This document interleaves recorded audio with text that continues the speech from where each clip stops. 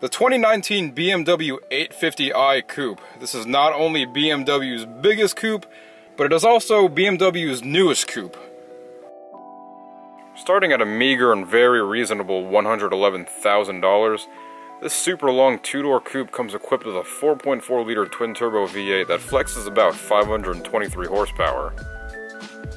Now, while this car is a prototype, it does resemble very closely to what the final production unit will come across as when it finally hits showrooms this coming fall.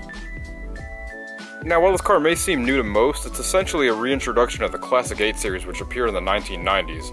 I actually have a weird soft spot for this car because my dentist actually has had the same 8 series since 1996, right up until this very present day. But anyways, this long and wedge-shaped car was once BMW's flagship luxury coupe.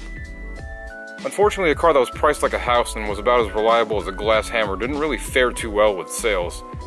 This is probably a defining reason as to why we haven't seen a viable successor in about 20 years.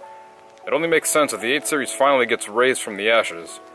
In typical good BMW fashion, almost every sedan has its two-door coupe counterpart. The 3 Series has a 4, the 5 Series has a 6, and the 7 Series finally has, well, the 8. Well, not quite. While it probably shares a similar platform, I don't think the 8 Series is supposed to be a direct coupe deriving from the 7.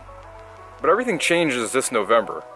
The wait will finally be over, and all those kids who grew up in the 90s and developed drug problems of their own can finally own their very own land yacht. Essentially, I only had one gripe with the car, and while the interior does look awesome, especially with that new BMW Live cluster, the console itself just looks rather meh compared to its competitors, which is mainly the Lexus LC500 and the Merc S560. I think the interior just falls a bit short in terms of design as compared to its competitors. However, I tend to like simpler designs myself, so it's a good fit for me, assuming I could even afford one of these things in the future. The exterior flows well and is very sharp. Body lines contour every corner, and it still kind of maintains that classic wedge-shaped design from the 90s. But I think that the hybrid i8 fits that bill a little bit better.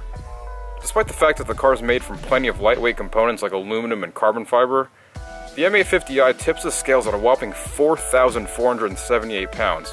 That's roughly a couple hundred pounds lighter than the GLE SUV.